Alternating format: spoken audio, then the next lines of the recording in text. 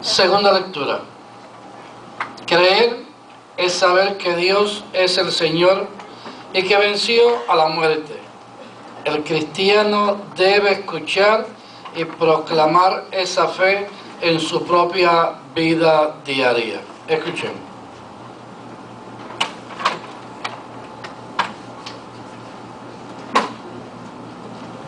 Segunda lectura.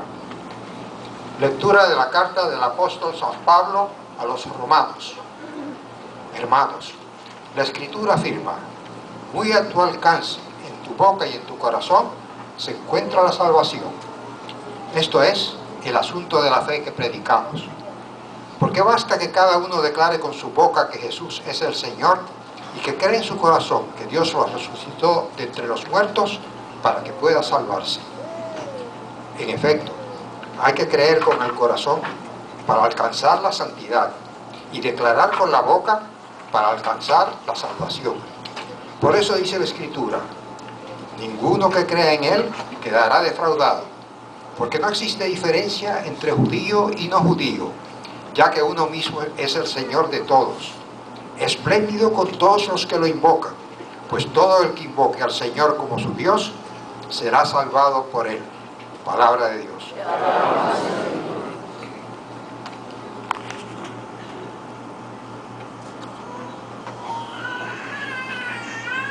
Tercera lectura. El Evangelio nos narra las tres tentaciones de Cristo después de sus 40 días en el desierto. Cristo fue probado, pero venció. Nosotros también sufrimos las tentaciones a diario.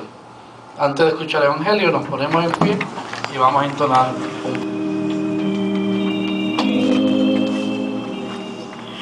Tu palabra me da vida, conmigo en ti, Señor. Tu palabra es eterna, en ella esperaré. El hombre no vive solamente de pan, sino de toda palabra que sale de la boca de Dios. Tu palabra me da vida, conmigo en ti, Señor. Tu palabra es eterna, en ella esperaré. El Señor esté con ustedes. Lectura del Santo Evangelio según San Lucas. En aquel tiempo, Jesús, lleno del Espíritu Santo, regresó del Jordán y, conducido por el mismo Espíritu, se internó en el desierto, donde permaneció durante 40 días y fue tentado por el diablo. No comió nada en aquellos días, y cuando se completaron, sintió hambre. Entonces el diablo le dijo: si eres el Hijo de Dios, dile a esta piedra que se convierta en pan. Jesús le contestó: está escrito, no solo de pan vive el hombre. Después lo llevó el diablo a un monte elevado y en un instante le hizo ver todos los reinos de la tierra y le dijo: a mí me ha sido entregado todo el poder y la gloria de estos reinos, y yo lo doy a quien quiero. Todo esto será tuyo si te arrodillas y me adoras. Jesús les respondió: está escrito, adorarás al Señor tu Dios y a Él solo servirás. Entonces lo llevó a Jerusalén, lo puso en la parte más alta del templo y le dijo: si eres el Hijo de Dios, arrójate desde aquí, porque está escrito, los ángeles del Señor tienen órdenes de cuidarte y de sostenerte en sus manos para que tus pies no tropiecen con las piedras. Pero Jesús le respondió, también está escrito, no tentarás al Señor tu Dios. Concluidas las tentaciones, el diablo se retiró de él hasta que llegara la hora. Palabra del Señor. Domingo de Cuaresma. Y en el primer domingo de Cuaresma siempre se nos presenta como reflexión las tentaciones de Jesús. Para el relato de las tentaciones de Jesús, la tradición sinóptica nos presenta, solamente se menciona en Marcos que Jesús fue tentado, pero Lucas y Mateo, ambos en el capítulo 4, hacen un relato más extenso de 3 tentaciones que podemos mirar, releer en este evangelio, de qué se tratan estas verdades religiosas y cómo aplican a nosotros.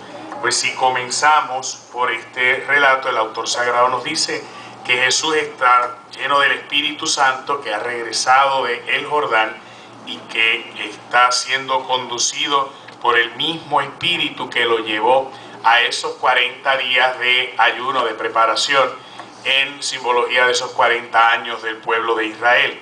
Y si usted ha tenido experiencias de tiempos fuertes en los que se prepara con Dios, etcétera, etcétera, hay como que no llegan ni las tentaciones, pero tan pronto sale del retiro, de la jornada, ahí es que llueven las tentaciones.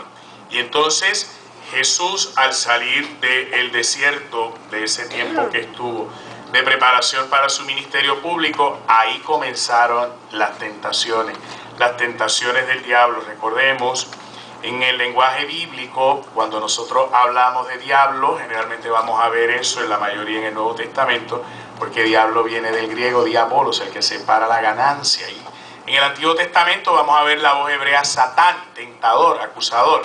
Satán y diablo son sinónimos, lo que cambia es la raíz etimológica y quiere decir lo mismo, tentador, acusador, el que quiere tentar. Y si nosotros miramos la estructura de cómo son las tentaciones que el diablo le presenta a Jesús en todo momento, es: si eres hijo de Dios. El diablo quiere no solo comprobar si Jesús es hijo de Dios, sino sugestionar a Jesús. Cualquiera de nosotros, si nos sugestionan y no tenemos un temperamento fuerte, estamos seguros en nuestras convicciones, si nos sugestionan, puede ser que caigamos en una gran crisis de identidad. Y sabiendo quién somos, lo ponemos en duda. Pues la función de Satán, la función del diablo, es tentar. Y precisamente tienta a Jesús en 3 aspectos. El primero es, después de los 40 días, Jesús sintió hambre. ¿Y qué es lo que le dice? Si eres hijo de Dios, dile a esta piedra que se convierta en pan.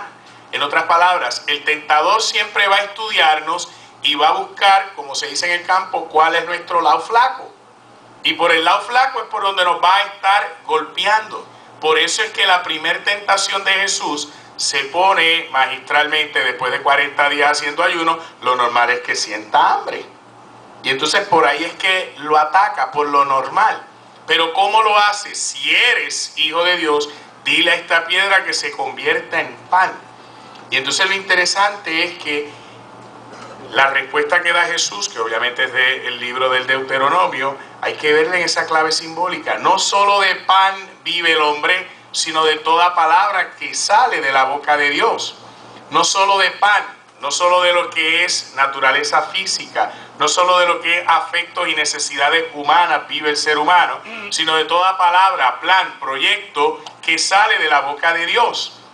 Entonces lo interesante es que en esa primera tentación Jesús nos está enseñando que nuestra naturaleza humana no es mala, pero nuestra naturaleza humana, viciada por la tentación, viciada por el pecado, si no la armonizamos con Dios, se convierte entonces en una que es la que podemos caer.